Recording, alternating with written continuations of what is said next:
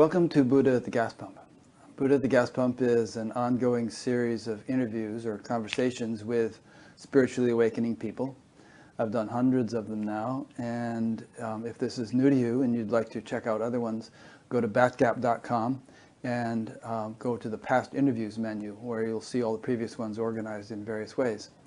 This show is made possible by the support of appreciative listeners and viewers. So if you appreciate it and feel like supporting it, there's a PayPal button on every page of batgap.com. My guest today is Sadhvi Bhagavati Saraswati.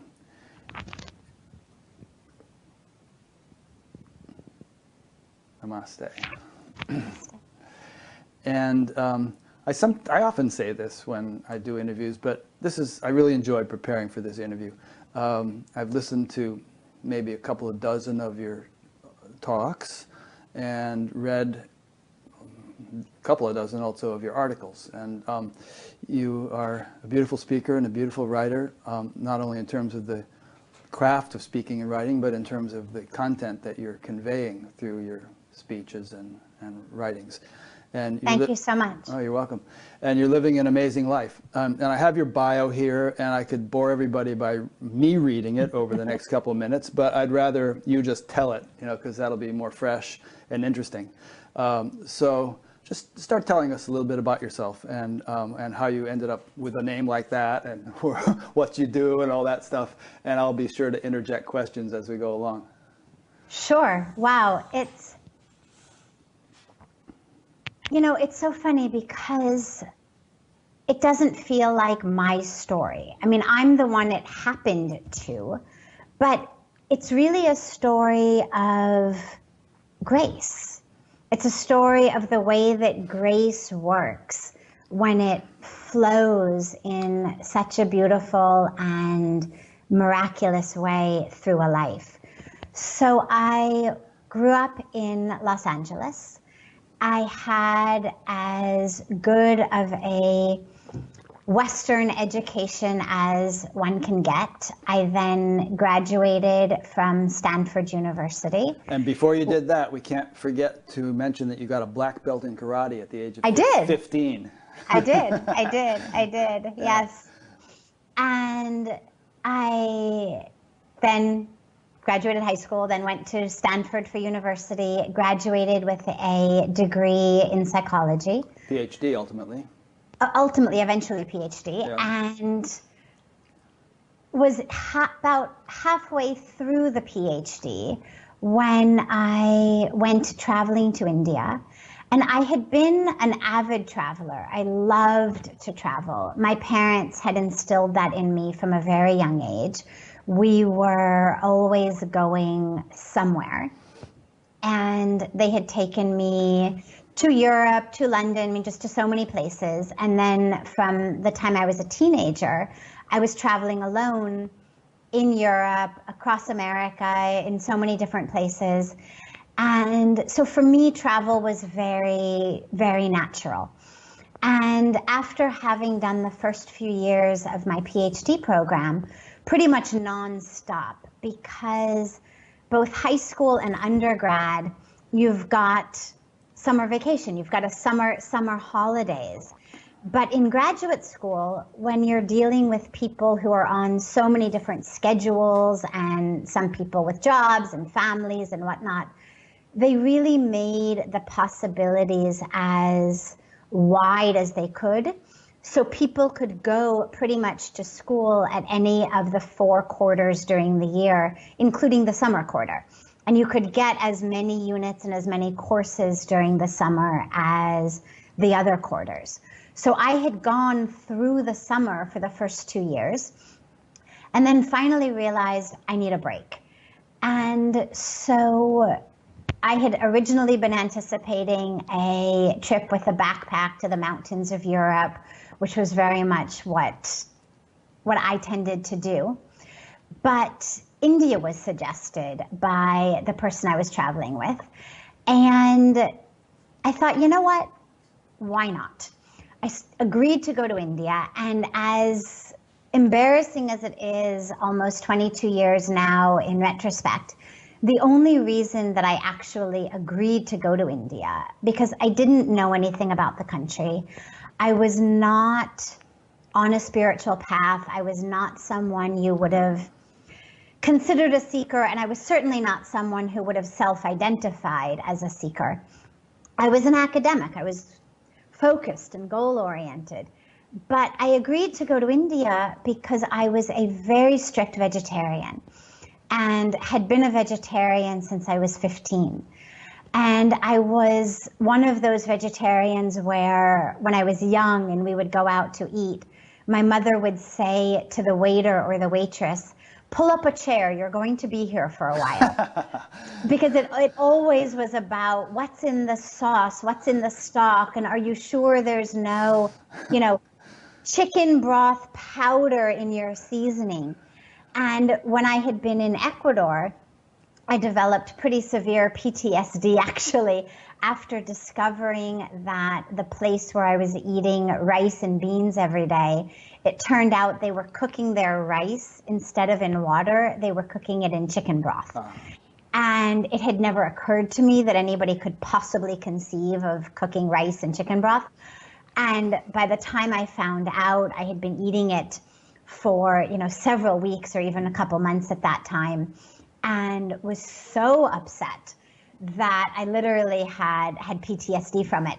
So when India was suggested, I thought, well, God, at least in India, I'll be able to eat properly. At least in India, they know what vegetarian means. And actually, I was vegan. And in India, vegetarian means also that they don't use eggs. There's no concept of, well, I'm a vegetarian, but I eat eggs. So it was really, really easy for me. And that was actually why I had even agreed to go to India. And on the airplane over, I had this conversation with myself in which I said, this makes no sense. I was not a wanderer. I was not someone who did things that made no sense. And here I was flying thousands of miles away to a place I had really no interest in going to, where the only redeeming factor in my mind was that I could get pure vegetarian food. But I was living in Los Angeles, yeah. Well, right, and I was living in the San Francisco Bay Area, so on my corner, everywhere I could get good vegetarian food. I love to cook vegetarian food. So it wasn't like I was starving for good vegetarian food. And so I thought, this is crazy. Why am I going? I've taken September to December, the whole semester off, and it doesn't make any sense. And so I realized, even though I wasn't religious, and I wasn't even someone who would have said, well, I'm not religious, but I'm spiritual. Even though I wasn't either of those, I had always deeply, deeply believed in the presence of a planner. I couldn't have told you who that planner was or what the plan was or anything about it, but I deeply believed that this was not random. I deeply believed that there was a capital P plan and that therefore there had to be a capital P planner. And so on that plane, I said to myself, okay, there must be a reason I'm going that I'm just not aware of. And so I have to keep my heart open. And I took a vow on the plane that said, I will keep my heart open to find out why I'm going. And if I can't keep my heart open, if I find myself with a closed heart on autopilot, I'm going to come back, because there's no point roaming around a country for 3 months if you can't keep your heart open as to why you were there in the first place. And even though I couldn't, register now for the semester I had taken off, I could start work on my research. I could start work on my dissertation. I could get practicum units. There were all sorts of productive things I could have done. So we get to India and get to Delhi, and it was September of 1996, and so there wasn't Google. You could just ask, where to go, what to do, what to see. So we had a 500-page Lonely Planet guidebook that I opened up in Delhi and said, Rishikesh. And it was just like that, Rishikesh. You know, I was a mountain person, a real devout mountain person. And Rishikesh was there at the base of the mountains. And it was on the banks of a river. And it had yoga studios. And, you know, we were already yoga students in San Francisco. And so it just sounded like a really perfect place to begin an Indian adventure. It also was close enough to Delhi that we could get there easy. And it seemed like a really beautiful place to just go and figure out the rest of the trip. And in Delhi, in looking at the guidebook, I had selected one of the hotels. And you know, Rishikesh is a holy city, which means that you cannot buy meat in the entire city. You cannot buy alcohol in the entire city. Even today? Even today. Even today. It's against the law. Cool. So yeah, it's great. And so the descriptions of the hotels really looked very much the same. I mean, they all would say things like AC rooms, non-AC rooms, vegetarian restaurant. But at that time, all of the hotels were either on the downtown side of Rishikesh or up by the second bridge, the northernmost bridge, which is called Lakshman Jhula. And the southern bridge, what's called Ram Jhula, at that time on the non-downtown side of Rishikesh, the calmer, more peaceful, beautiful, you know, non-trafficky side of Rishikesh, it was all ashrams, except there was only one hotel there at that time. Now there's many, but at the time there was only one. And it was called the Green Hotel. And something about it, again, the descriptions all were identical. But because I was this avid environmentalist, you know, I had organized the first Earth Day at Stanford when I had been an undergrad there. And it was just really a very ardent environmentalist, a devotee of the forests and everything green. So I thought, well, why not the Green Hotel? I didn't know anything about the geographical layout of Rishikesh. So it wasn't that I purposely chose it due to its location. I just chose it due to its name. And when we got down in the downtown side where all of the transportation drops you, you know, there's a taxi stand right there. The driver didn't say to us, there's a boat that will take you across. You go right down, there's a boat. He also didn't say, oh, shall I help you find a coolie to help with your bags? He just said, you cross river, you cross bridge. And it's only a footbridge. And so we ended up actually carrying all of our luggage across this swinging footbridge, having no idea that there was a boat we could have taken, having no idea that there were coolies who could have helped us. And I remember thinking, God, you had to choose the only hotel in this entire city that the taxi couldn't have actually dropped you off at. You know, the only hotel that required you to schlep your bags across this footbridge in, you know, the hot summer. So we get to the hotel and drop the bags, and I say, I'm going to put my feet in the river. I didn't know that the Ganga was holy. I mean, it had nothing to do with that. It was just, I was hot, I was tired, and I wanted to just go and freshen up and be with nature. And I said, I'm going to go put my feet in the river. And I got down to Ganga, and I didn't even have my feet in the river yet. I was just standing there. And I looked out. And on the water of Ganga, right there, I had such a vision, such an experience that it was visual, it was physical, it was physiological. I mean, it was every sphere of sensation and perception that we have. It was on that level. And it knocked me to the ground and I burst into tears. And they weren't sad tears, of course, but they also weren't even happy tears. It wasn't, oh my God, I'm so happy, this is so beautiful. They were just tears of the truth. They were tears of being in the presence of the truth. And in that moment, it was as though a curtain had just come down on the first 25 years of my life. And all of that to which I was attached, goals I had, relationships I had, possessions I loved, sensory pleasures I loved, it was as though the curtain just dropped on all of that. And suddenly nothing mattered except being there in that presence of truth. And that was really the beginning. I mean, there's so much more, but I could take up our entire time with the story.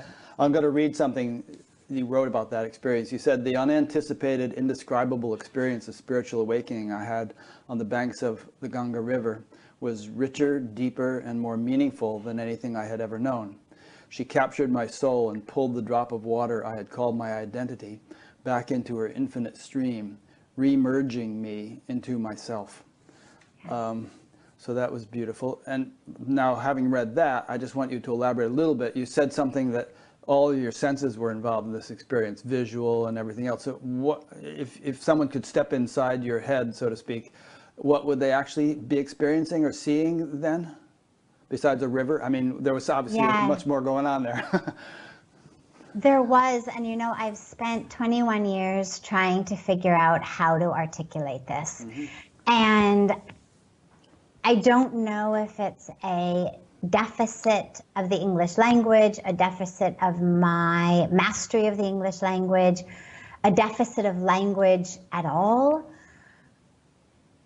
But I'm unable to put words that to me feel satisfactory, as though, that's what the experience was. I can go around it. Yeah. And so what had happened was, visually, I was looking at the river, but had an experience visually of the presence of the divine.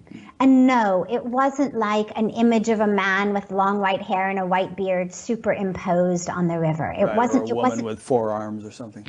Yeah. No. Yeah, it wasn't the image of what we consider Ganga the goddess. It wasn't a woman on a crocodile. It wasn't that. But it was a very, very visual image of divinity. Mm-hmm. And the river and this image of divinity sort of merged into each other. And it was divine. But the felt sense experience was that it also merged into me. And so it wasn't just something I was seeing with my eyes, but rather something that I was also part of. And so I was seeing it and living it simultaneously. And then eventually, when I started moving my head around, something very interesting happened, which was that my visual field split into foreground and background. And so normally we just have an image, like this is what I see. And sure, some things are closer than others, but it's all one visual field. But what happened to me was that visual field split. And so the image of the divine stayed in the foreground, even though the background changed. So originally it was divinity on Ganga.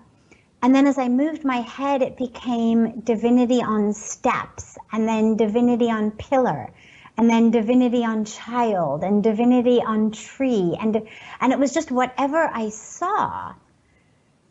Although the background kept changing, the foreground stayed the same. Mm-hmm. And I just kept crying because it just was so beautiful.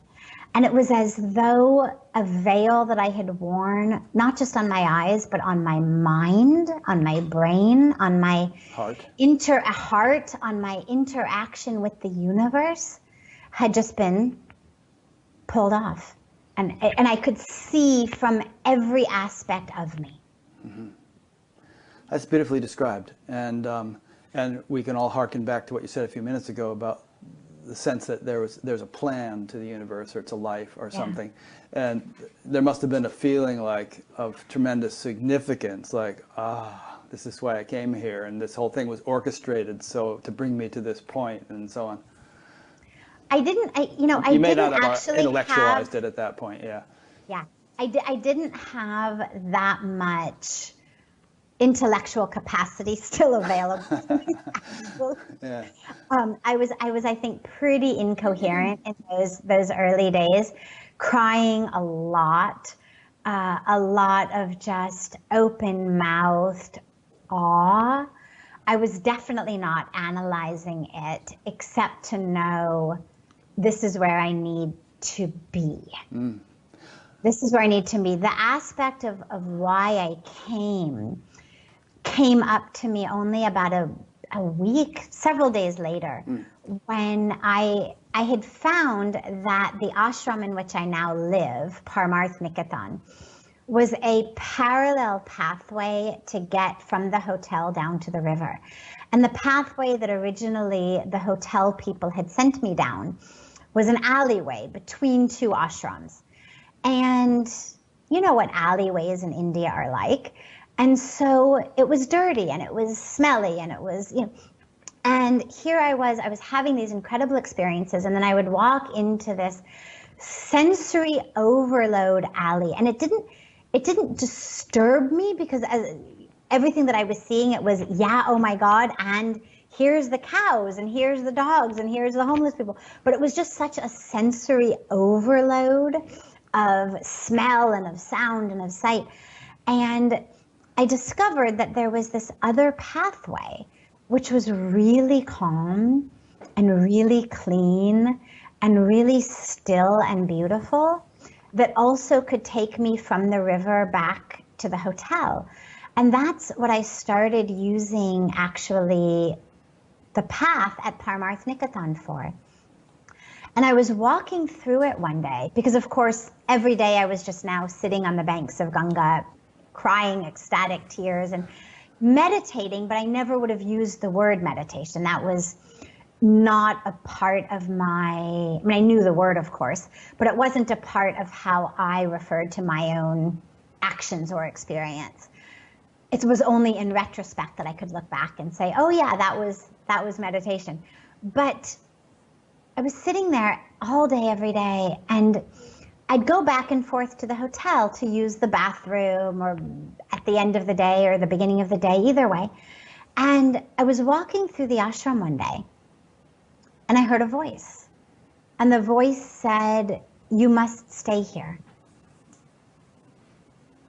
And I looked around, because obviously if there was a voice, someone must have spoken.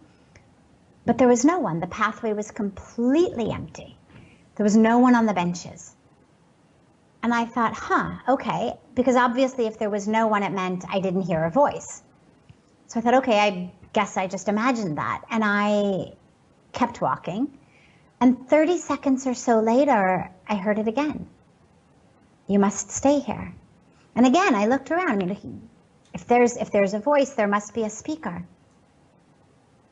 But there was no one. I looked up. Was somebody yelling from a balcony? And there was no one. And I just was about to ignore it for the second time. And my own voice came in.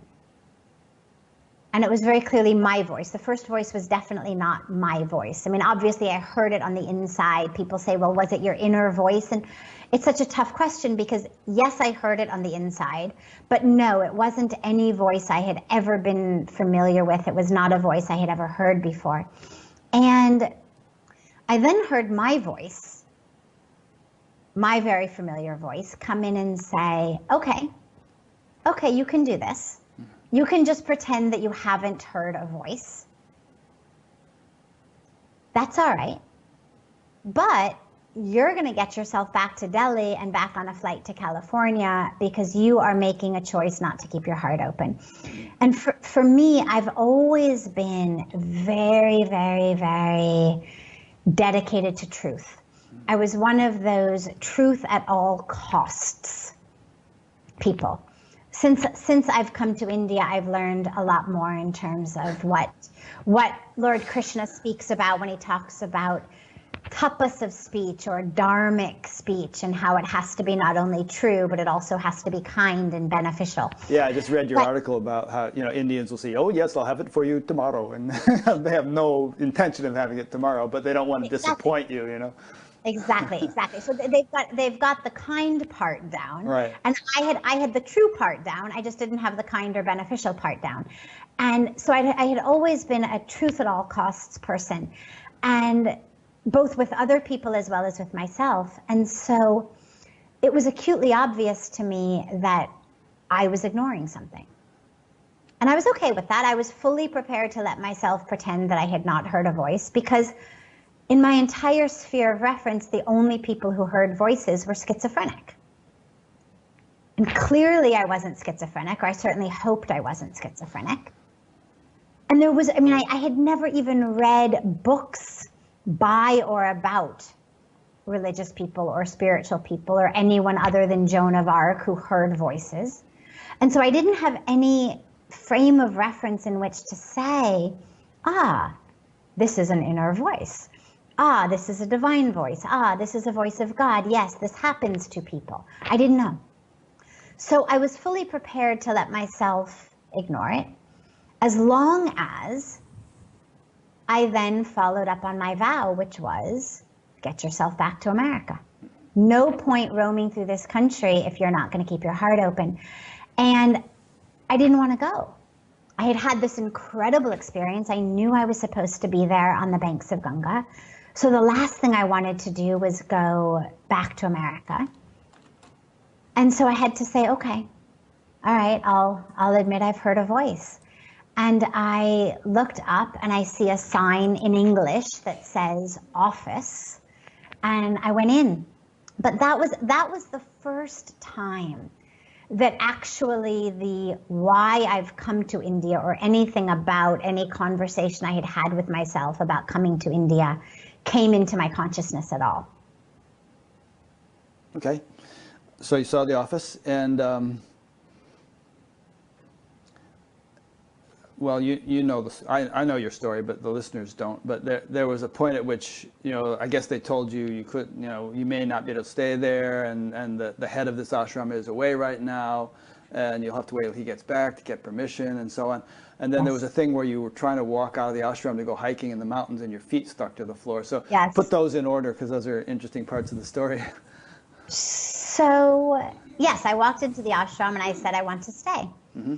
And they said, you've got to get up early in the morning. We have prayers at 5 o'clock. At that time, the 5 o'clock in the morning prayers were compulsory for everybody. They're no longer compulsory, but because we now have so many different programs that also run, and so many people of so many different religious traditions who come. And so we've just removed anything compulsory. But at that time, you had to show up. 5 o'clock in the morning, there were prayers, and he said, so you've got to get up really early in the morning. You've got to be in these prayers at 5. They're all in Hindi. Everything's in Hindi. And so, don't stay here. So, but I realized I need to stay there. And so I said, look, I will get up at any time in the morning you want. I'll sit in anything you say. Just let me stay. And that was when he said, well, actually, we don't even have the authority. See, Parmarth Niketan is a very, very old lineage. It's been there, the ashram has been there since 1942. Mm-hmm. And the lineage is one of the oldest and most traditional Shankaracharya lineages of India. Oh, it's Shankaracharya, okay. It's the Shankaracharya lineage. And so that's where the Saraswati last name, lineage name comes from, as it goes back to the Shankaracharya tradition. So It's very traditional. And under my guru, Pujya Swamiji's leadership, over the decades that he's been in charge, it has blossomed and grown and opened, and we now are, full of people from every country and every corner of the earth and every religion and every race and every aspect of society. But at that time, as a Western female, I couldn't just walk in and get a room. I had to get special permission from Swamiji. But they didn't say special permission from Swamiji, they said special permission from our president. Now, in my mind, since I didn't know anything about ashrams or religious leaders, I pictured a man in a suit and tie with a briefcase who was going to come and review my application and, either approve it or disapprove it. And so I said, okay, well, can I meet him? And they said, oh, he's out of town. And I said, okay, well, when's he coming back? And they said, maybe tomorrow. And this goes back to the saying that which is they think is kind and beneficial, but not necessarily true, which was, we have no idea when he's coming back. Turns out he was in America at the time working on the Encyclopedia of Hinduism project. There was a massive conference going on in America with hundreds of scholars from all over the world. But the people sitting in the office didn't know that. And so they just said, maybe tomorrow. And so I came back every day and I would ask, is he back? And they would say, maybe tomorrow. And eventually I read in the book, In the Lonely Planet, where it basically talks about how Indians will say things that aren't necessarily true to keep you happy. They don't do it maliciously, they do it to make you happy. And they tell you what they think you want to hear. And so I read that and I realized, oh, okay. So for whatever reason, they don't want me to stay, but they don't want to tell me, they don't want to make me feel bad. And so they've invented this phantom higher authority who doesn't exist and who's clearly never going to show up then, knowing that eventually I'm just going to get tired of asking and I will go away.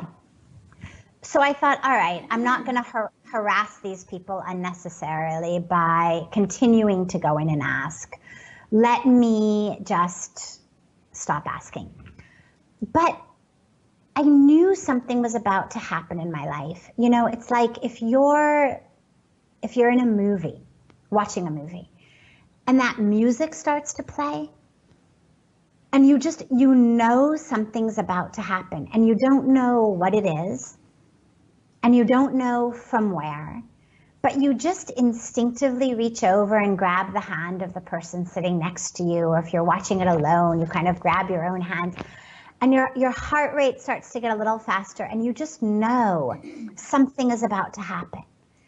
And that music was playing in my life, and I knew something was about to happen. So I realized, all right, maybe it's not here, maybe it's not at this place. And as I said, I had always been a mountain person. So I thought, well, maybe it's the mountains. And so we made a plan to go up to the mountains, up to Badrinath, which is a very, very sacred pilgrimage area, a few hundred kilometers up in the mountains from Rishikesh. And we had made plans to go on Monday morning. On Saturday evening, out of the blue, I said, Sunday evening, out of the blue, I said, let's not go tomorrow. Let's go Tuesday. All right. Didn't matter. And so we changed the plan, decided to go Tuesday. Monday, I was walking through the ashram to get back to the hotel, and I had stopped even going into the ashram to ask. I didn't want to bother them unnecessarily. When from the temple, from the ashram's temple, there was a man I had befriended, a beautiful man who was from Maharashtra, and he spoke excellent English.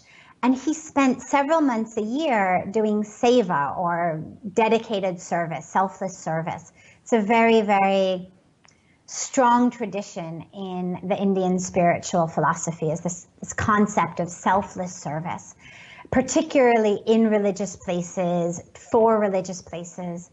And so he would spend several months a year doing seva. And his seva was he would sit in the temple after people had finished going and having darshan of all of the different statues, the different deities in the temple. He would be the one to give them the prasad, the blessed food, which at the ashram is puffed rice. And so he would sit there and he would hand out the puffed rice. And I had befriended him earlier in the week, and he knew that I was waiting to meet the president. And I was walking through the ashram that day, and he came running after me. And he says, he's here, he's here, he's here, he's here. You have to come meet him. And I said, wow, okay, great. And he takes me up the pathway. And as we're walking, he starts talking about, and when we get there, you have to do pranam. And I'm like, what's pranam? And he says, it means when you bow low on the ground. And suddenly I was nervous, where before it was a man in a suit and tie at a desk.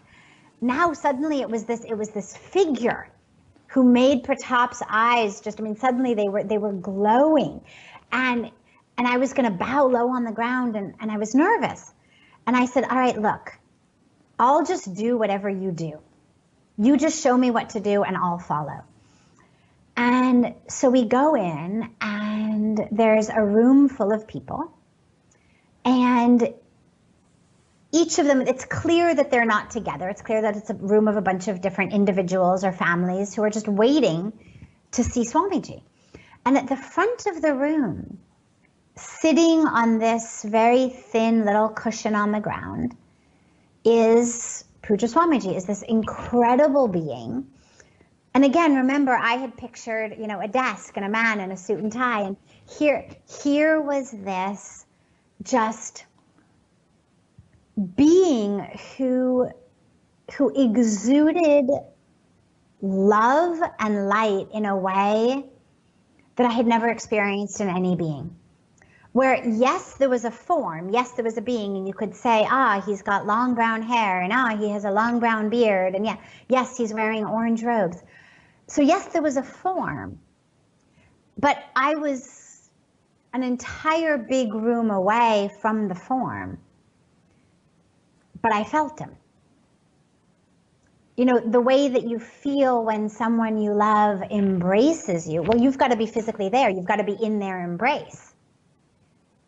But I was feeling the love. I was feeling the presence of divinity from across the entire room.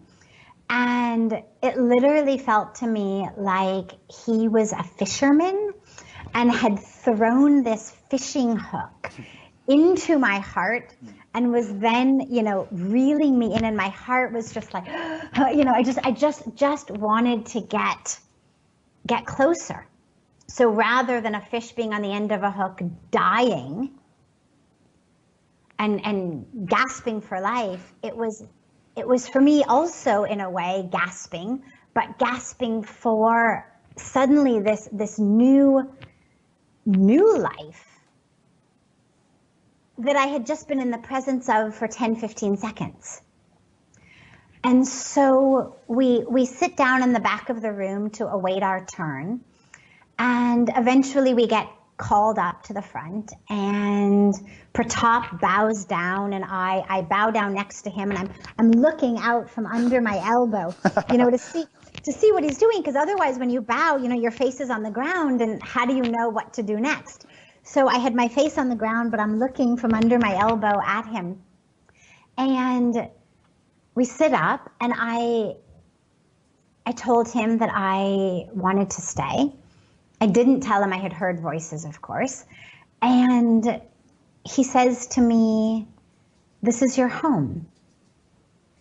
Now, in 21 years, I've heard him say this to countless people. And I don't mean countless dozens, I mean countless hundreds of people, maybe even countless thousands of people. This is what Pujya Swamiji says. This is your home. Welcome home. You arrive, he says, welcome home. But at the time, it felt very prophetic. And I said, you know, that I wanted to stay. They wouldn't give me a room. He said, no problem. I will tell them to give you a room. He said, go to the mountains if you want, no problem. I'll tell them to give you a room when you come back. And he said, but I'm going to only be here for the next week. And then I actually have to go out of town again. He said, but don't worry, even if I'm not here, I will make sure that they give you a room. You are always welcome. So we bowed and walked out, and Pratap went back to the temple, and I walked down the path to where I was going to take a right turn to walk out of the ashram, out the back gate, back to the hotel, to announce, you know, that I had just found an ashram that we could stay in, and we had to, you know, we could stay there when we got back from the mountains. At that time, I wasn't even necessarily thinking I have to not go to the mountains. I was just so touched and overwhelmed. And I walk and I get to this point where the main ashram pathway that goes from Ganga, from the Ganges out to the back gate, intersects the pathway that's in front of Pujya Swamiji's reception area. And I get there and I'm about to turn to go out, and suddenly I can't move. My feet are literally glued to the ground. And the first thing I thought was, oh my God, I've contracted some horrible illness. I mean, I had to get all of these vaccinations before I came to India. Polio and tetanus boosters, you know, all of these things I had to get. And suddenly I thought, oh my God, one of these vaccinations didn't hold, and I've contracted some horrible disease, and I've lost the feeling or the use of my legs. And then I calmed down and I realized chances are disease doesn't come on like this. Because of course I had no pain. I could feel my legs. It wasn't that I couldn't feel them. I could feel them fine. There was no pain. I just couldn't move them.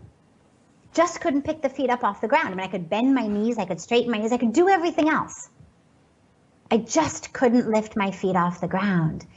And so I then thought, well, all right, I'm not used to sitting on the ground, and we've been sitting on the ground, so maybe they've just gone to sleep. And so I bend down and I start to massage my legs. There were no pins or needles, no tingling, no nothing. I had full feeling in them. I couldn't get them off the ground. And so I was a neurology student. I was studying, you know, pediatric neuropsychology. And so I thought, okay. And I closed my eyes and I pictured my brain, and I literally did one of these intentions of the neurons in my brain and which neurotransmitters were going to be released into which synapses of which neural networks in fire in such a way that the muscles of each leg could contract and lift. Nothing. And I then started to get scared again. But at this moment, on the back of the ashram, where a lot of the people who serve in the ashram live, and a lot of them have children and young children, this group of young children come tearing down the pathway. They're playing tag or something, and they're yelling and they're racing and chasing each other. And instinctively, because I was standing in the middle of their pathway, instinctively I moved back. And I then realized, oh, all right, I'm free. Maybe, you know, it was like the hiccups, and I just had to get scared in order to be able to move again. But again, I couldn't move forward. And I thought, well, that doesn't make any sense because I literally just moved backwards. And so then in my fully serious, but obviously absurd in retrospect, scientific reasoning, I decided, well, maybe I have a disease whereby I can only walk backwards. Because here I've just walked backwards, I couldn't walk forwards. So I I spin myself around so that my back is now facing the back of the ashram. And I decide, well, all right, I'm going to just walk out of this ashram backwards. And I already had a little crowd of people around me because, you know, at that time, Westerners were also unusual.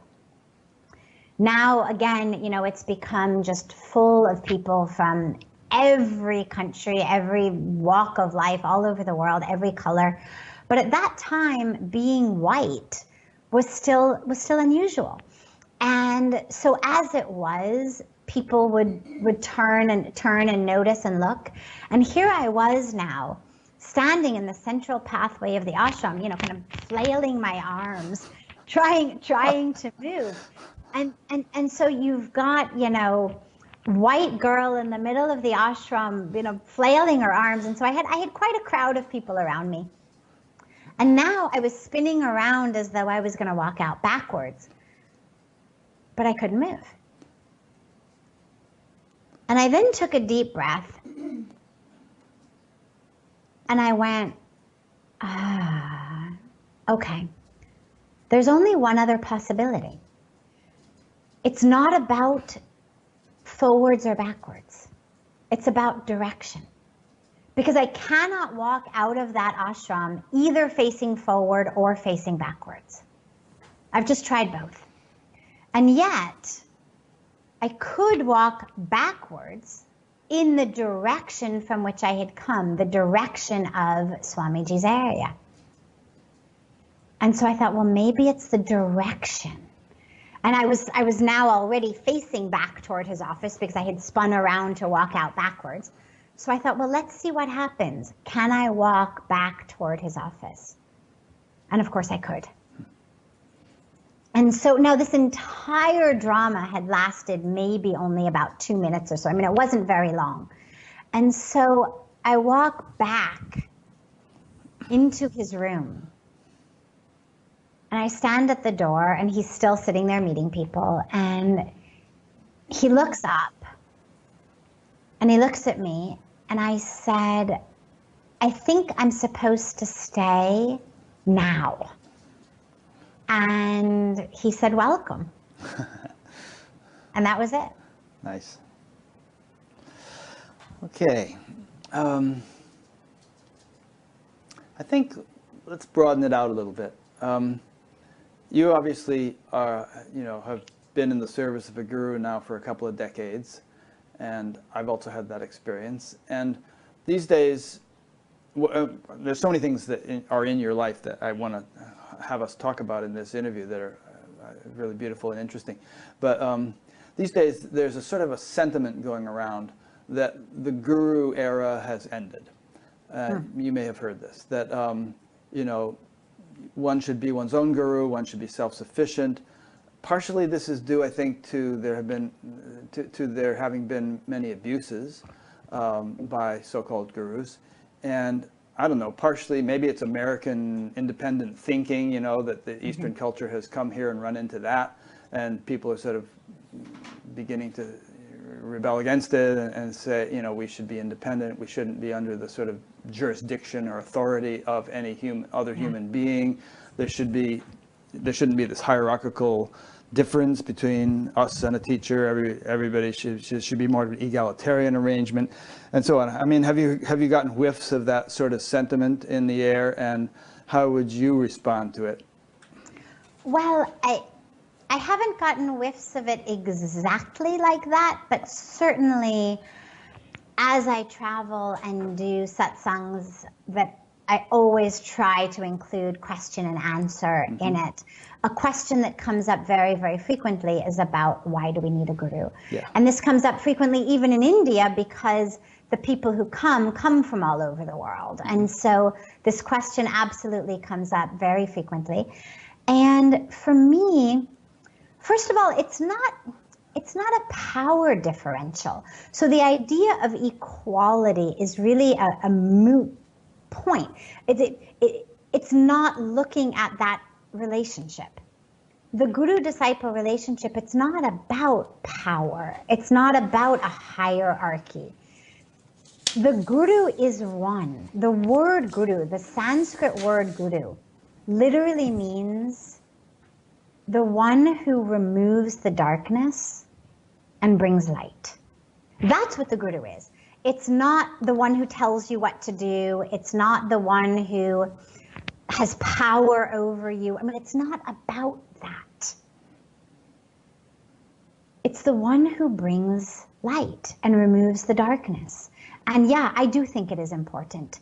And the reason I think it's important is unless you have been able to work with your own ego in such a brutally, searingly honest way, you're still being impacted by the ego. And that's not a bad thing. That's not a judgment or a criticism. It's just a statement. It's true for all of us. I know it's true for me. The ego still absolutely plays its games. And its games are very insidious because the ego, much like a chameleon, has the ability to become whatever it thinks we want it to be. So I'm going to tap into that inner voice, and the ego's like, oh, inner voice, I can do inner voice. and so suddenly the voice you're hearing from within is saying things like, oh, don't do that, you're not good enough to do that, you know, and that's a voice from within, yes, but that's the ego speaking from within. That's not the capital I inner voice. But because the ego is able to do that, because remember, the ego is part of us. It's not a disease we've gotten that we have to somehow eradicate with the right medicine. The ego is part of us. It has developed along with us. You know, if you study child development, there's very clear stages of ego development that are actually crucial in many ways for development if we hope our children to be socialized members of society. That's what the ego does. The ego teaches us, here's where you end and the world begins. So, no, sweetheart, you can't eat those cookies. Those are Johnny's cookies. See, those are on Johnny's plate. And if you want Johnny's cookies, you have to say to Johnny, Johnny, can I have a cookie? And this is where we start to distinguish between where I end and Johnny begins. Or, honey, you know, Jenny was playing with that truck. You can't just grab the truck out of Jenny's hands. You have to ask Jenny, can I use the truck? This is how we learn to play nice. So this is socialization, which again is neither good nor bad. It is certainly helpful if we want people to be living in this society with the rules of this society. And in order to have that level of socialization, you have to have an experience of where I end and the world begins. And this is ego development. The problem becomes later in our life when I don't want to just identify as this body. Because this body is very, very finite. This body is very fallible. The things that have happened to this body, the things this body has done, and by body I mean, of course, the brain as well, and I'm not going to distinguish between brain and mind. We'll call the brain the physical, for this context, we'll call the brain the physical medium through which the mind interacts with experience. So the chemical and the electrical patterns of behavior in my brain that we call emotions or we call thoughts, that's all part of this body. And I don't want to keep identifying only as this. I don't want to be my height and my weight. I don't want to be the color of my skin. I don't want to be my bank account. I don't want to be my education. I don't want to be just the thoughts in my head or the emotions I feel. I want to connect with the truth of who I am. That I-ness that has been continuous and pervasive even though the body has changed continuously. That pervasiveness of sense of self that as the brain has gone from scared to angry to joyful to despairing has stayed the same. I mean, I can't be my anger. Because if I were angry, then when anger dissipated, where would I be? I can't be my thoughts, because if I were my thoughts, then I would cease to exist in the place between thoughts. And if I ceased to exist between my thoughts, well, who would be there to think the next thought? So this is all, I mean, this is all the stuff that the philosophy is made of. But the minute that we start to enter this path, we realize how much richer an experience is available to us if I can stop identifying just as this physical form, where it's been, what it's done, what's happened to it. But in order to get beyond that, I have to get beyond my ego, because my ego can only do separation. My ego can only do this is me, this is where I end and you begin. It's its function. That's its function, exactly. And so when we talk about the guru removing the darkness and bringing light, it's the darkness of ignorance. Indian culture does not talk about the darkness of our self, the true self, the core self is divine, it's pure, it's perfect, it's whole. But on top of that whole and pure and perfect and light divinity, we've put ignorance. And that ignorance is the identification with the body, which, yeah, is finite, is fallible, makes mistakes, has electrical and chemical patterns of activity that we call anger, or greed, or lust, or despair.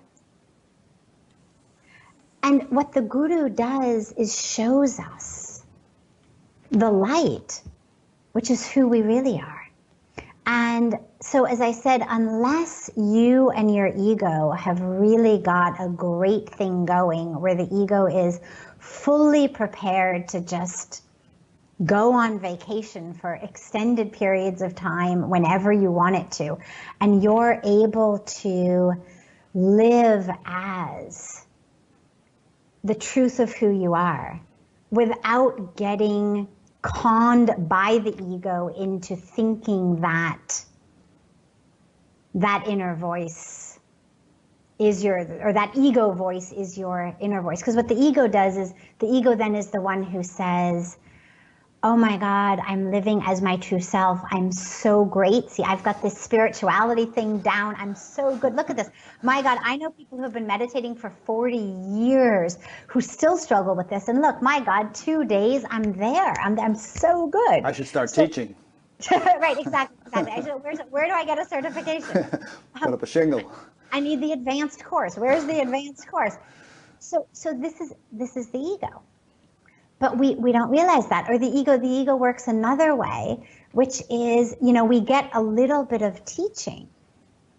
So you study maybe some of Indian philosophy or yogic philosophy, and you learn terms, concepts like aham brahmasmi, I am divine, soham, I am that. So these teachings of you are divine, you are one with God. And the ego loves that, because if I'm God, well then, yeah, you should do the dishes. Yeah, you should, be the one to take care of things so that I can just be here and be God. But of course, any real spiritual experience of an awareness of our oneness with God comes with a simultaneous awareness of everyone else's oneness with God. Yeah, there's tat tvamasi, thou art that as well. Exactly, and therefore our oneness with each other. Mm-hmm. It's the if A equals B and B equals C, then A equals C concept of spirituality. If I'm one with God, and God is one with all, well then I'm one with all.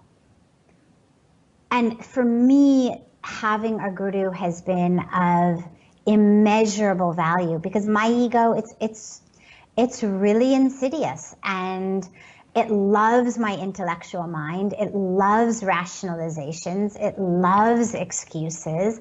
It loves separation.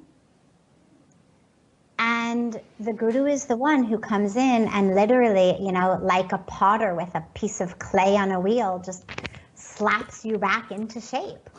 and it doesn't always feel good, which is actually why, in my opinion, there's been a lot of Western rebellion against the guru, because we like to feel good. And we like things to be exactly how we want them. We're not a very patient culture. We're not a culture who have been taught to wait. Everything is instant, and if it's not instant, there's a problem. We get very, very angry. I was listening yesterday to a funny talk about people who yell. It was a talk about artificial intelligence and about how furious people get at their artificial intelligence.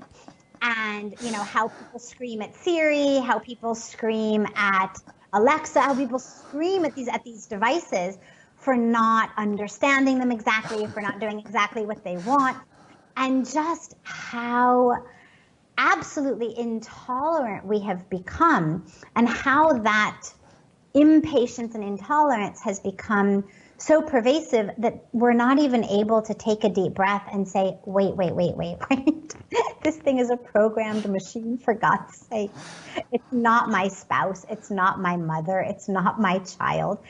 It hasn't been created to understand me. There are algorithms inside it, but we can't even do that. And so if a guru slaps us into shape, and I do not mean physically. Right. If a guru slaps us into shape, and a slap on the ego, it doesn't feel good. Well, we want to feel good. So I'm going to go find someone who's going to make me feel better. And it may be a different guru, maybe a different teacher. It may be somebody who says, oh, you don't actually need a guru, see, because you're perfect already. Aham Brahmasmi. You're God. You're perfect. But on a personal level, I never in a million years would have become who I am today if I didn't have my guru slapping me at every turn. All right, I have about a 4-part question. See if you can remember all the parts. Okay. One is, what qualifies a person to become a genuine guru, not somebody who just uses the term, but really a guru worth his salt? Number 2, how does the student know that this or that person is genuine? How does the student muster up the necessary discernment to evaluate among all the available choices and know which person or persons are genuine? Number 3, many gurus, like there are 1,000 people living in your ashram, and if you go to see Amma, there's tens of thousands maybe showing up, and she only has a couple seconds for each person. These situations where there's one guru and maybe thousands or tens of thousands of people around, how can the guru possibly help? Because he or she really can't spend that much time with anybody. And there might have been a 4th part, but that's good enough. That's all the ones I remember. Okay. So the first part was what really qualifies a person to be a guru? You have to have something before you can give it. And so I have to have light before I can bring it to somebody else. I have to have had my own darkness removed before I can remove somebody else's. It's not like a haircut where, for example, I may have a really bad haircut, but I could give you a good one. Maybe I'm a great barber and my barber's really bad, so my barber's giving me a bad haircut, but I can still give you a good one. Light is not like that. You have to have it before you can give it. And so what qualifies a guru to be a guru is someone who really is able to live in the light, which is why we talk about enlightenment. I wouldn't say someone who is enlightened, because of course that takes you into a completely another category of, well, who's to decide, but someone who is living in light. is qualified to bring light to others. If I'm a candle and my candle is lit, well, I therefore am qualified to light your wick. I have something to offer you. How does someone know that a guru is right for them? Or that they're really lit, you know, because that they're really lit, exactly, there have been exactly. many people who may not have been quite so well lit, but who began functioning as a guru. Yes. Well, this is slightly tough because there is, of course, no cookie cutter answer. There's a couple of points that I would give. First is, we have to be clear of what we're looking for. In the highest, purest aspect, the guru is the one who brings us light. But we don't always go to a guru for light. I mean, I can't tell you the number of people I've heard come and bow down and say, my son's got an exam tomorrow, you know, please, please, please bless him that he should get an A on the exam. And Pujya Swamiji will say, well, is he home studying? And the parents will say, no, see, that's the problem. We can't convince him to study, so please, I just need your blessings, you know, that he should get an A on the exam. Well, yes, the Guru's blessings are amazing and powerful and magical and their grace, but what are we going for? And the reason that I mention this is because in a lot of the cases with the gurus who have quote unquote fallen, which I'll come to that, we'll talk about that. If you look back, what you'll see is a lot of what they were offering was not just pure light, which means that which attracted us was not just an inner yearning for light. So maybe there was an incredible charisma, and we were attracted to the charisma of the guru. Maybe there was a lot of gold and lavishness and wealth, and we were attracted to that because what we're looking for is wealth in our own lives. And if the guru just blesses me, well, then I also will have a magic wand and will become wealthy. Maybe the guru does miracles, and what we're looking for is miracles in our life. Could you wave your magic wand and give me the spouse that I want, or the child that I want, or the job I want, or the body I want? So what we have to really look at with ourselves is, what am I looking for? You know, in some cases, you see situations with gurus who have such incredible lavishness, and then there'll be some scandal related to money, and you find out the guru was doing this with money, and the devotees will have a fit. Oh my God, we were betrayed. And you look back and you realize, well, now wait. When you went in, what the guru said to you, because if you go back to teachings, what the guru said to you was, follow me and you will have this prosperity. Follow me and there will be prosperity in your life. I will bring all good things to you. So the question is, what are we looking for? So the first thing I would say is, when you're looking for a guru, you've got to be really clear within yourself of what are you looking for, because these days you will be able to find pretty much someone who's prepared to offer you pretty much anything in the name of being a guru of that thing. You know, oh, you want to be able to manifest lots and lots of money? You'll find people who will tell you that they will teach you how to do that. You want to be, you know, the most virile sexual partner on earth? You'll be able to find gurus who I am sure will tell you that they'll be able to make you that. You want to, you know, whatever it is that you're looking for. In this day and age, you'll be able to find somebody who will guarantee you, if you just follow them, that you'll have these things. Yeah, and guru in India, as I understand it, sometimes just means like you might have a tabla guru or a cooking guru or somebody who has a craft to teach you, and that they are also sometimes referred to as gurus. But what we're talking about here, obviously, is a guru who can help one attain enlightenment. Exactly, exactly. So this is why the first part of knowing that the guru is right is first asking ourselves, what am I looking for? What is it that has attracted me to this person? Am I attracted by the charisma? Because charisma in and of itself is neither good nor bad. It's found in amazingly enlightened leaders. It's also found in amazingly harmful leaders. It's found in politicians and rock stars. Exactly, exactly. And so we really need to check in with ourselves of what is it that's making me attracted to this guru. And the other thing to me that's really a crucial element is, what does this guru tell me about being my guru?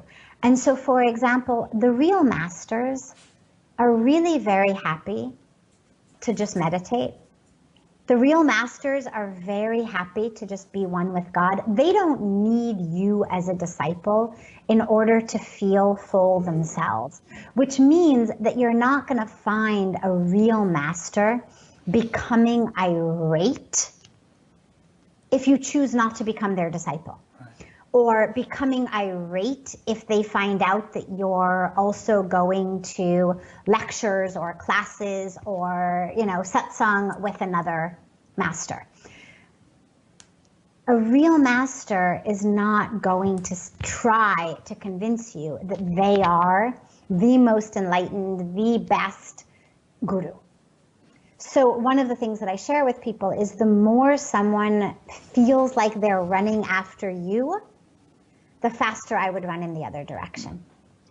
The real masters are the ones who, due to their compassion, have come back on earth in a body for us to bring us light. But they don't need to collect disciples. So that's another way. And I think lastly, what I would ask is, let me just interject here. Sure. But if they really got something, chances are they may collect a lot of disciples. But what you're, because people will be attracted to them. Of course. What we're saying is that what you're saying is that's not their motivation. It's just happening because they're naturally, moths are being attracted to a genuine flame. Of course, absolutely. Yeah, I'm not saying by any means, thanks for clarifying that. I'm not saying by any means that a huge crowd means it's not the right guru. Right. What I mean is that the guru doesn't need the crowd.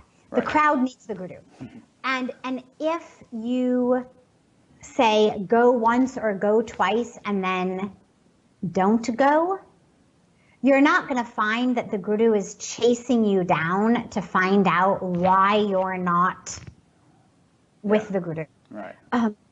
That the guru doesn't need you. You need the guru. The guru is there.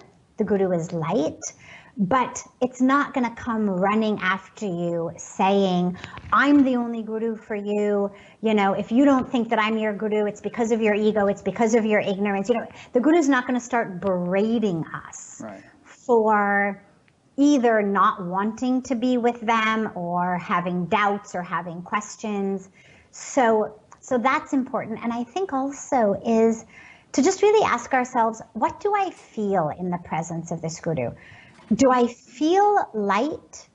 Do I feel love? Or do I simply feel the energy of the mob, of the crowd? Because again, like charisma, that's just an energy. It can sometimes be very, very good and beautiful and amazing, and it's the stuff that, a lot of spiritual ecstasy is made of. But it's also the stuff that, lynchings are made of. And so that power that happens in a crowd is very, very seductive. And it's important to ask ourselves, when I'm in the presence of the guru, what do I feel? Do I actually feel light and love? Do I feel personally like there's light and love in me? Or do I just feel like a moth who has to be drawn to the flame in order to get light? Because remember, what the guru is going to do is light you. Mm-hmm.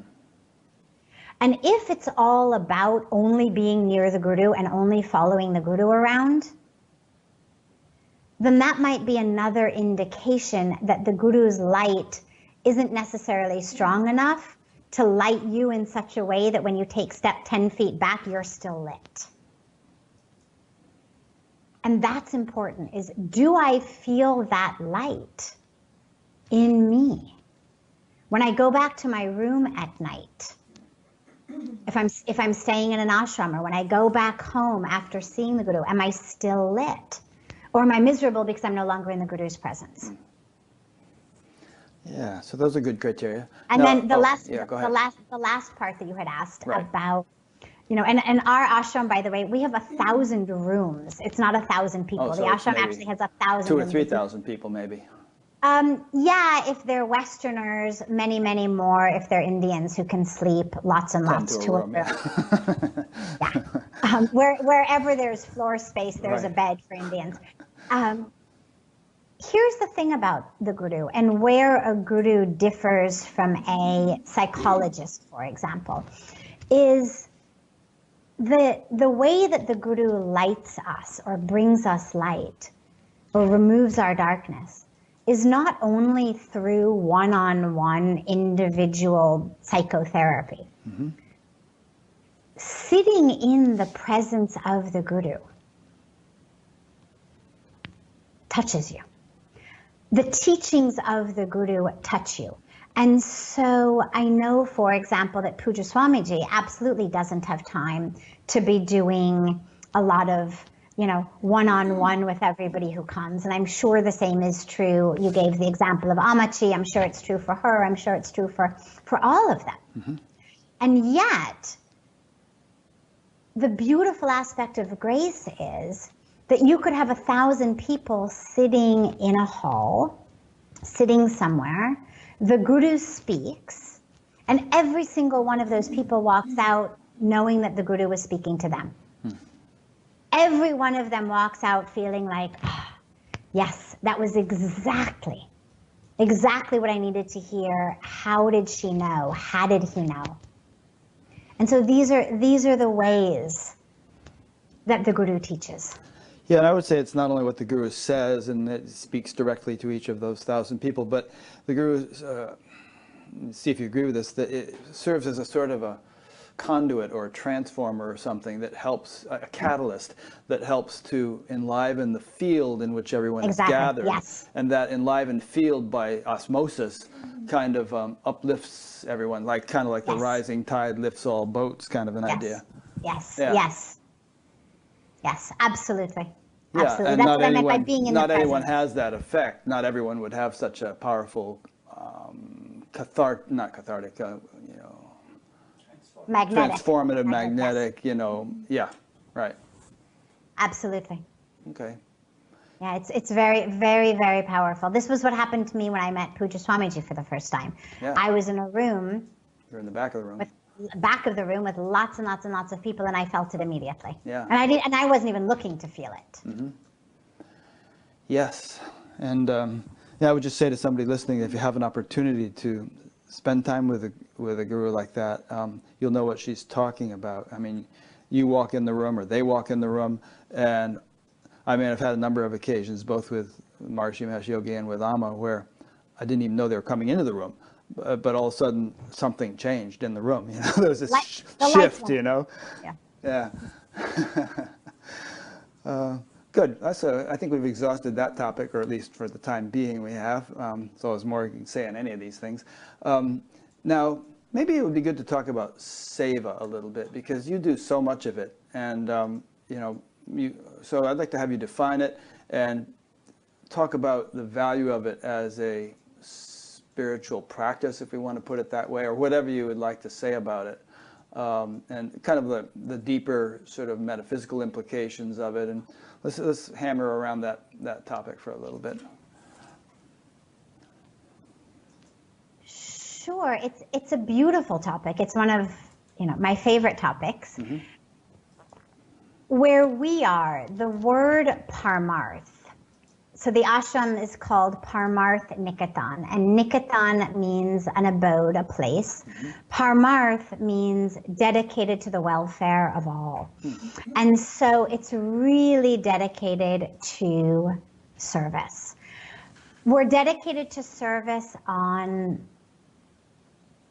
two different levels, or many levels, but two categories of levels.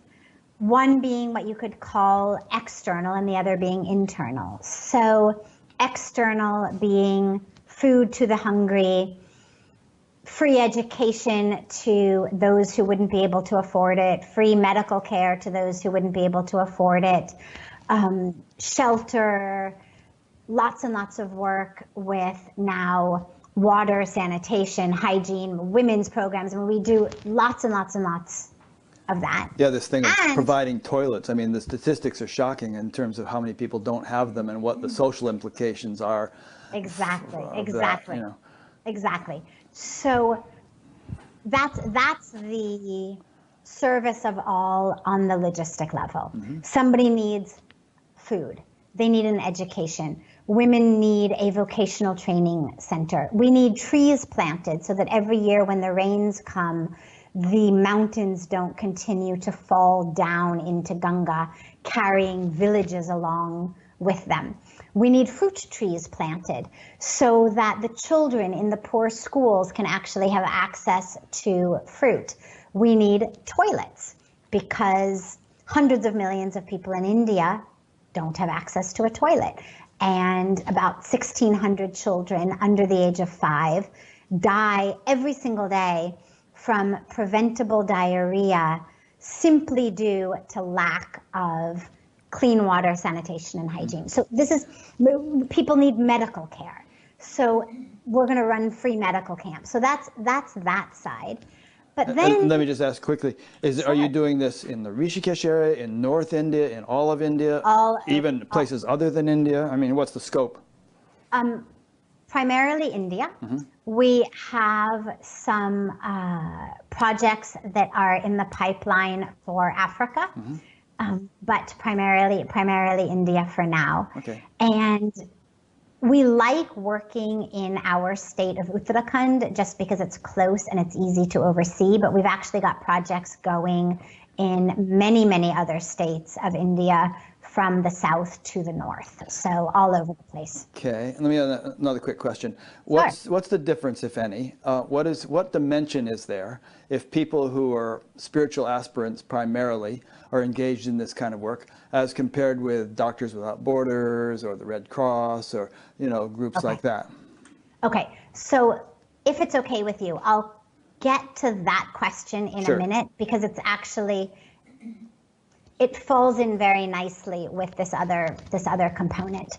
So the other component of service is the spiritual component, which is people who have roofs over their heads, maybe several roofs over their heads, who have lots to eat, who don't have any diagnosable disease that a free medical camp is going to be able to treat, who don't need to learn how to sew or need computers in order to make a living, who have toilets or maybe lots of toilets, but whose hearts are empty. And to us, there's no judgment on which is more important, an empty stomach or an empty heart.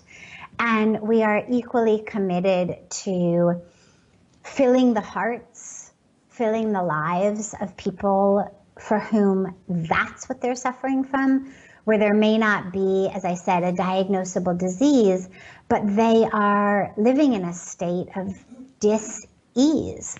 They're not living in peace, in union, in oneness, in joy. So that's what we do. And here's how the Seva works. And this is really what distinguishes it from all of those other organizations that you just mentioned. For us, the service really is spiritual practice. And so from a top down, you'd look at what we do. You could go to our websites, you look at our brochures, and you say, oh, here are the free schools. Here are the women's vocational training programs. Here are the upliftment programs. Here are the medical camps. Here are the clinics. Here are the toilets. Here are the water programs. Here's the disaster relief work. Here's the orphanages. Here's all of the work for cleaning the river. Here's all the tree plantation work. Here's the menstrual hygiene work. I mean, so whatever it is, you could look down all of this. Top down. But bottom up, really what we are is a spiritual organization that is rooted in the belief that we're all one. And so we serve not as separate. We serve not as people who have to those who don't. We serve not as humanitarians or philanthropists, but we serve as spiritual people who recognize that the other is self. And so, you know, the example that I always give about this is if you trip and you fall and you hurt your right leg, the left leg is going to pick up the extra weight, and we call that limping.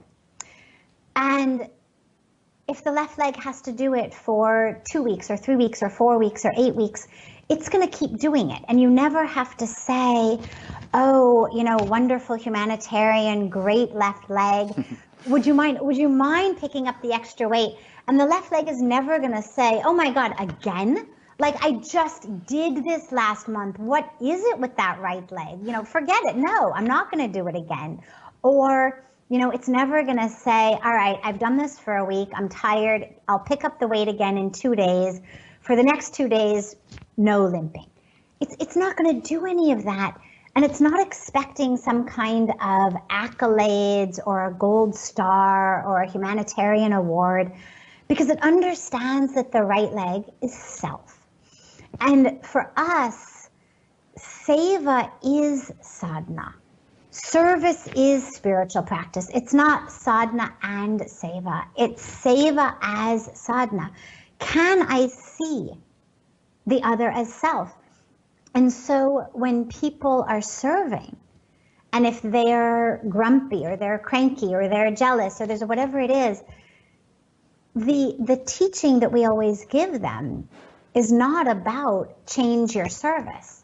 It's about meditate more or change your meditation, because clearly there's something lacking in your meditation if you're not serving from that place. And so that's really what the seva is can I become just a vessel and a vehicle? And so it's not what I think, it's not what I want, it's not whose name is on what, it's not who's got what title. It's how can we be vehicles and vessels, and how can my only job description be to respond to whatever the present moment requires. So, I mean, for example, if let's say one day a man wanders into my office because for some reason at that time of day, coincidentally, there was no one sitting in the outside reception office, and he wandered around till he found a door, and he found the door to my office, and he walked in, and he had spent 3 days traveling with his mother from someplace far away, and they'd traveled on the back of a bullock cart, and they had traveled by auto rickshaw, and they had walked, and they had finally come because he had seen an advertisement for a free medical camp that we were doing, and his mother needed the operation that we were offering. And so he's brought her, and he wanders into my office. For me to say to this gentleman, oh, welcome, sit down, I'm a spiritual teacher, I'll give you a spiritual lecture. Or I teach meditation, sit down, let me teach you meditation. It would be absurd bordering on criminal. What the man needs is a meal. He needs a hot shower, he needs a room, or a cold shower, depending on the season. He needs a room. He needs to be assured that his mother is going to be registered in this medical camp and is going to get the treatment she needs. And only after all of that is done should we even begin to start to say, oh, and you know, by the way, we run this satsang every night. Or, you know, by the way, I teach this meditation. It's like Maslow's, hierarchy of needs. Yeah, exactly. So you've got to work like that. And so that's really how we do the seva and this is where all of the components become so crucial, is whatever the person in front of you needs is what you do. Yeah. They need a cup of tea, you're a chaiwala. They need a spiritual lecture, you're a teacher. So you're a tool or an instrument of the divine, providing whatever the person needs. That's the goal. Yeah. That's the way that seva becomes sadhana. That's the how can you serve your way to enlightenment path. Yeah. And I'm sure that people aren't so crass as to think this way. They're not so crass as to think, all right, well, I guess I better do this seva thing because it's going to help me get enlightened. But nonetheless, it would seem to me that doing it sort of tends to attenuate the ego and to instill a deeper and deeper experience that we are indeed all one. As Jesus said, whatsoever you do unto the least of these, you do unto me. And he also said, I and my Father are one. So by logical extrapolation, the oneness of oneself with God can be cultured or cultivated or enlivened in one's awareness by actually treating others as, golden rule here. Of course. Yeah. Well, and also, what I love is when Jesus Christ says, love thy neighbor as thyself. Yeah. And the reason I love it is because you can't love the neighbor as thyself unless you can see the neighbor as thyself. Right. And so really it feels to me, and I'm far from any kind of an expert or scholar or even slightly knowledgeable about, Christian philosophy, but it feels to me like what he's really saying is, see thy neighbor as thyself. Mm-hmm. And if I'm going to see my neighbor as myself, and he didn't say only the next door neighbor, so there's no border. And so by extrapolation, what you end up with really is very much like what we end up with in the Indian tradition, which is we're all one. That divine flows through all of us. There are no borders or boundaries. That's the illusion. Mm-hmm. Vasudhaiva Kutumbakam, right? Well, Vasudhaiva Kutumbakam means the world is a family. Right. So that's a beautiful, beautiful tenet of the teaching. And what to me is so interesting is we've got Vasudhaiva Kutumbakam, the world is a family, and then we've got the teachings of we're actually all one. We're waves of the same ocean. And so it feels to me like what the sages and the rishis have done is have said, okay, so you're not quite ready to go to the place of everyone's one. No problem, we get it, that's difficult. Some of you may get it this lifetime, some of you may not get it till next lifetime. No problem. Let's go to the world as a family, at least. So if you can't treat the other as the self, at least treat the other as the family. If you can't see yourself in them, at least see your family in them. Yeah, hopefully a harmonious family. Exactly. Right. Ram Dass said, if you think you're enlightened, go spend a week with your parents. Yes. But I think Shankara said something to the effect that, you're not going to get enlightened through good works, but that karma yoga, doing good works, kind of increases purity and brings you to the point where higher teachings might become practicable for you.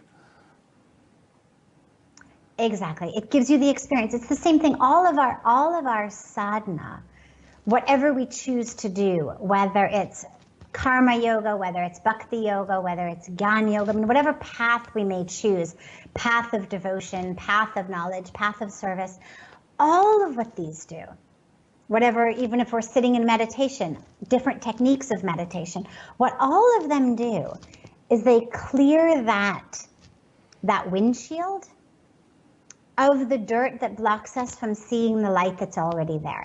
Yeah. None of it brings God. There's no meditation practice that brings God. God is there. There's no meditation practice that brings grace. Grace is there. There's no practice that brings light. Light is there. The problem is we're sitting in dark rooms chanting mantras of the sun and doing sun salutations and sun pujas and all of that, praying to the sun, when actually what needs to be done is just our curtains need to be open or the window needs to be cleaned. And so what all of our practices do is open our curtains or clean the window, depending on which metaphor works better for you, so that we can be in the presence of the light, of the grace, of the divinity that's already there. Yeah. Another metaphor I like is the sun's always shining, but maybe it's obscured by clouds. And so practices are like the wind, which blows away the clouds. They don't make the sun shine, but they remove the obscuration of the sun that's, yeah. Yes, exactly. Mm-hmm. And you just ticked off 4 or 5 different branches, Karma Yoga, Jnana Yoga, Bhakti Yoga. And I'm sure you, in your own life, is an example that it's not an either-or thing. It's not that you're exclusively one or the other. You're doing all of them at once. And most people will, although maybe some people have a proclivity to a little bit more towards one or the other. But they all converge. Yeah. That's the thing, is it doesn't really matter where you begin. So some of us are more inclined by nature to service. Some are more inclined to devotional practices. Some are more inclined to the path of jnana or wisdom or study. But wherever you start, if it's real, if it's true, it's going to take you into the others. Let's say you fall in love with someone and it's love at first sight. It's love from across the crowded room. Well, West Side Story. Right, we'll call that bhakti yoga, right? So it begins with my path of devotion. Oh my God, I love you. But then, of course, as I love you, I want to learn more about you. So I've seen you from across a crowded room, but now I want to take you to dinner and spend all night talking to you. And then the more I know about you, of course, my love blossoms, and then I want to serve you. So I fell in love with you across this crowded room. I spent all night learning about you, and now I'm up making you breakfast in bed. Yeah. So and of course it could begin the other way as well. So I didn't love you at first sight. We met in some workplace or some class or at the gym or wherever. We started talking. I started learning more and more and more about you.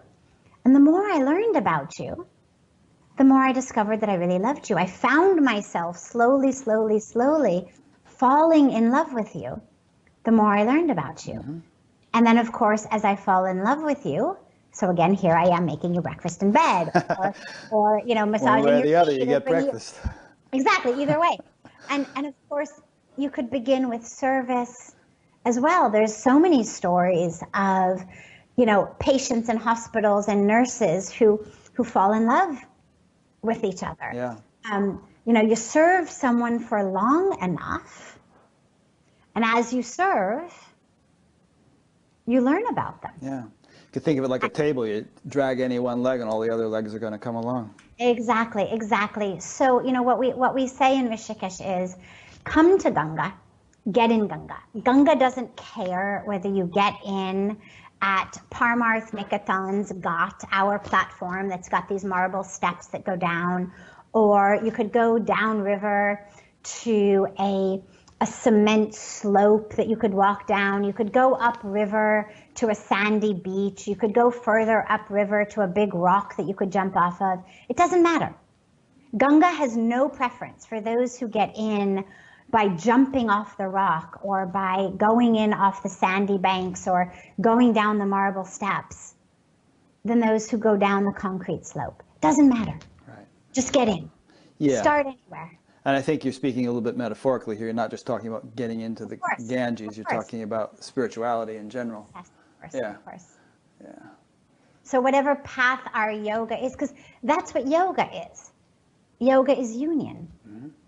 We think about it as a union of my fingers to my toes finally, or my nose to my knees, but ultimately it's a union of the self to the divine.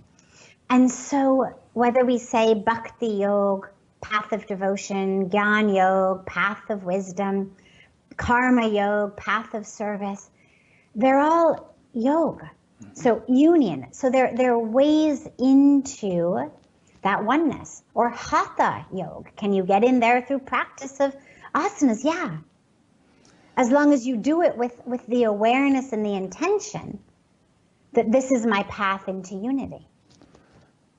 Yeah, I remember I interviewed this guy named Gary Weber, and he was in the middle of a yoga pose. I think it was a shoulder stand or something, and all of a sudden his mind stopped, and he said he really hasn't had a thought since then. It's just at least any kind of a chatter, blah blah kind of a thought. Just yeah, I was very, very blessed to be able to practice in the room where BKS Iyengarji practiced in Pune. Several years before his passing, and the room was filled only with his top students from around the world. I mean, you had to be a senior person in order to be able to be in that room at that time. And I was there actually just because my mother is a senior student and a teacher, and I was living in India already, so I had gone to visit her and got special permission to be in there at the same time. And he would go into a pose. Now, he was probably, if not 90, he was late 80s by that time. And he would go into a pose, he would go into back bend, he would go into shoulder stand, he would go into something quite difficult. All of the other people would also go into it because, of course, everyone wanted to do what he was doing. And he would hold it for 10, 15, 20, 25 minutes. Everyone else is sweating and panting and their faces are red and they're coming out of the pose. And when he finally came out, his face and his eyes looked like he had just come out of the deepest meditation. And so if anyone thinks that Hatha Yoga cannot be, or by definition is not, a path into that river of divinity, I have personally witnessed the fact that it can be. Oh yeah. But it isn't automatically. It has to have that intention that this is going to be my path. I think Tatwala Baba was primarily a Hatha yogi. He was a great sage who lived in Rishikesh. Yes, of course. Before I got there, but I have heard a lot about him. Yeah, interesting character. Well, there's so many things we could talk about, and we could talk about the Gita, and we could talk about just a million different things. But I'm just been kind of scanning my notes here. Here's something that might be nice to talk about in our remaining time. You wrote, emphasis on the feminine is an inherent part of traditional Indian culture. Many people might be surprised to hear that because there seems to be so much misogyny in India. But Manu was an ancient lawgiver to the human race. Manu declared, and our scriptures remind us that, quote, where women are adored, there the gods are pleased. That respect, reverence, and love for women, not as objects of desire, but as manifestations of the divine feminine, is part and parcel of India's cultural and spiritual heritage. So I thought it might be nice to talk about that. I mean, people talk about what the world needs in general is an upsurge of the divine feminine, and how the predominance of the masculine has made such a mess of things, given us such a sort of militaristic, armed to the teeth kind of world, and has resulted in, environmental devastation and, just a gross materialistic kind of treatment of nature and animals and everything else. So I'm sure you could riff on this for hours, but I thought it might be nice to just touch on this topic. Yeah, no, it's a beautiful topic, and it's especially a beautiful way to, even bring this to a close, because it brings us into also our world today, right here, right now, and what's needed, I think, from all of us. So for India, it's a really interesting dichotomy, actually, between that which is in the scriptures about women and that which, of course, we see in so much of day-to-day life. But I don't want to take our remaining time to dissect the societal issues of contemporary Indian society, but rather to talk about the importance, I think, of that spiritual tenet, of that scriptural aspect, because when we worship the feminine, remember it includes Mother Earth, Mother Nature. I mean, all of that, which when we think about life and creation, it's feminine. It's interesting, in the Sanskrit language, Shakti, the energy, is feminine, and Prakriti, which is the form, the nature, that which is created by the energy, is also feminine. And so it's a very, very interesting concept that the energy of creation is feminine and creation itself is feminine. Whether we say Shrishti or whether we say Prakriti, both, it's feminine, the world.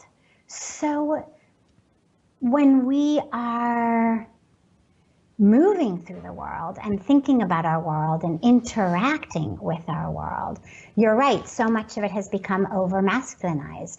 And not to undermine in any way the obvious crucial role that masculinity plays in creation as well, I think there's something very telling about the fact that in this ancient tradition, no problem, in this ancient tradition, the words and concepts of the creative energy and the creation are both feminine. And the fact that in not only India, but also in English, we say Mother Earth, Mother Nature. So this is all, it's feminine. And yet, we really have been moving through it with the, I wouldn't say masculine, I would say the objectification viewpoint, because women can do it just as well as men can do it. And it's the viewpoint of everything is an object. I'm an object, and this goes back to where we began the interview of I'm my body, I am what I look like, I am my bank account, I am my history, I am what I do, I am what was done to me, so I am this object. Which means you are an object, you are what you look like, you are your bank account, you are your actions. And therefore, if you are an object, well, there's only two ways of me interacting with an object. Either you are an object I can use, you are an object that's going to be beneficial to me in some way, whether to fulfill just a sensual desire I have, or to help me get something I want. Or you're an object on my path. Like an obstacle. You're an obstacle, you're a hindrance, and I've got to remove you. So those are the two ways that we interact with objects. We either use them or we remove them. And in many cases, first we use them and then we discard them. So they're not mutually exclusive. But that's how an objectified viewpoint looks at the world. And this is what's brought us, I believe, to the state where we are today, whether we look at what's happening to women specifically, women's bodies, not just that which is being done to them by men, but that which is being done to them by themselves.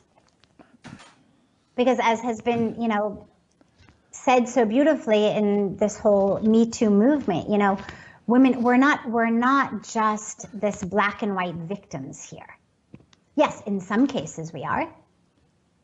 There's obviously many circumstances in which it's just that, but there's also many, many, many, many circumstances in which we were willing players in terms of the objectification of our own body until it got to a point where we no longer were willing participants.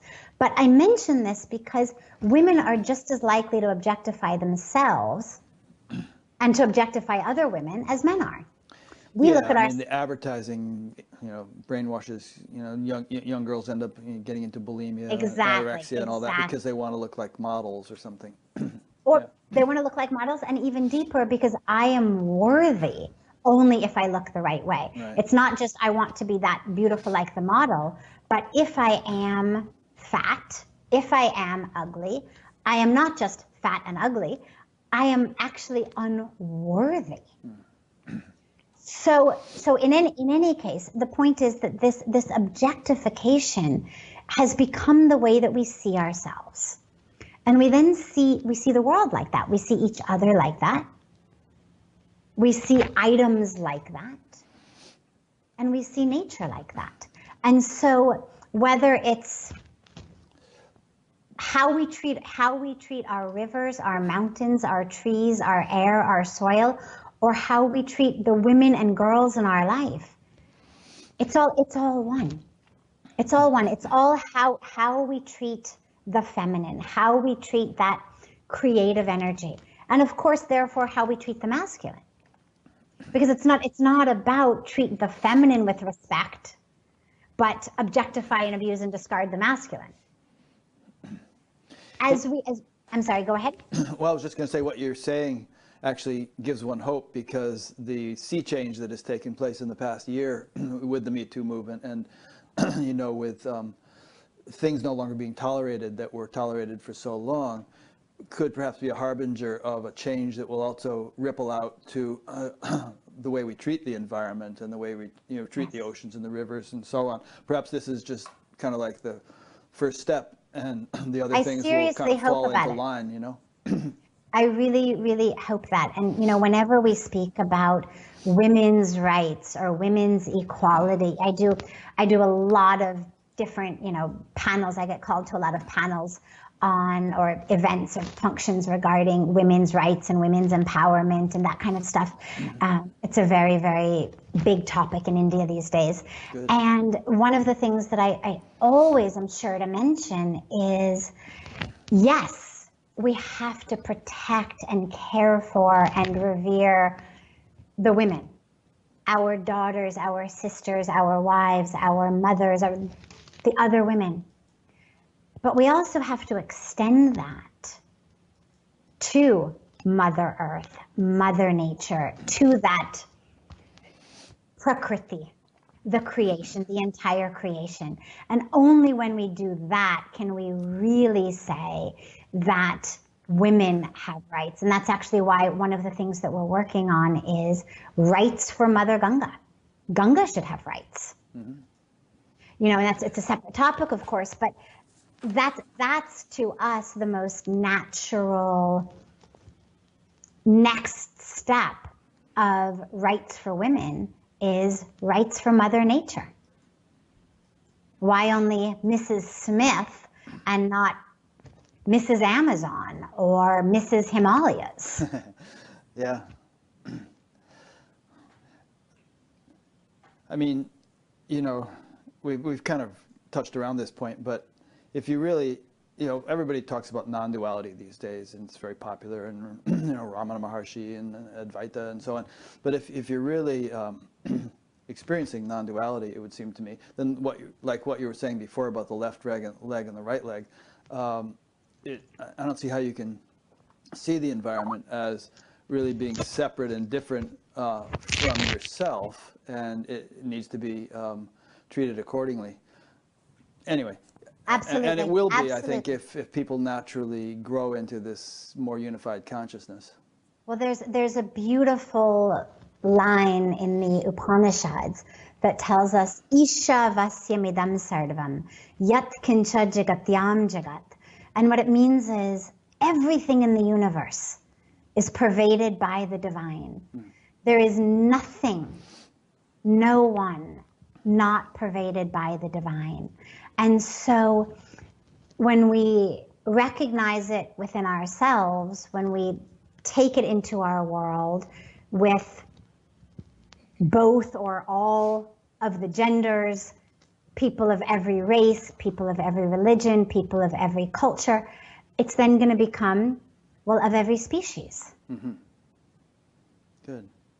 And that's how, to me, it really needs to go, is first within. Yeah, I'm one with God, and then all of these beings with whom I share the planet are one with God, which means they're divine, which means that equal is, a very small ask, when we recognize that they're actually divine, which means that protection and preservation and service and love and rights are things that they should be given just automatically and inherently due to the fact that they're divine. Yeah.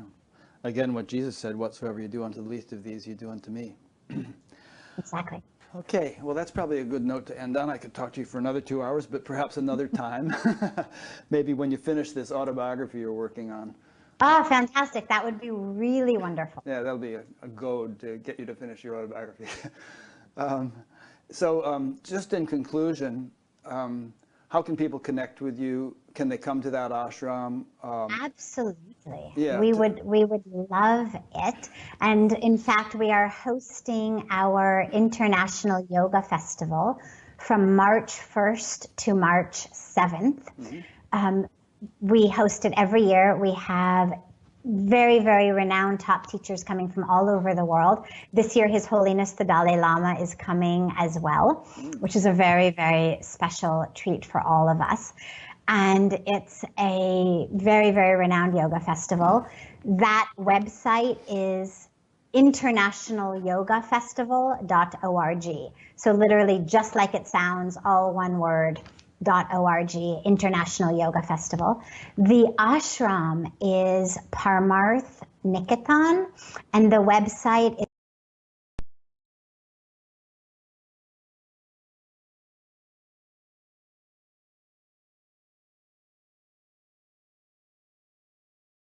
sadviji.org. So SAD.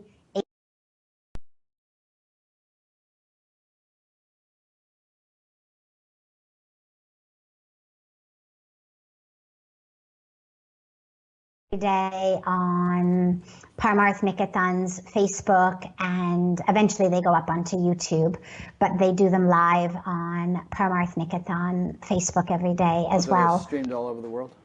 Yes, exactly. Okay.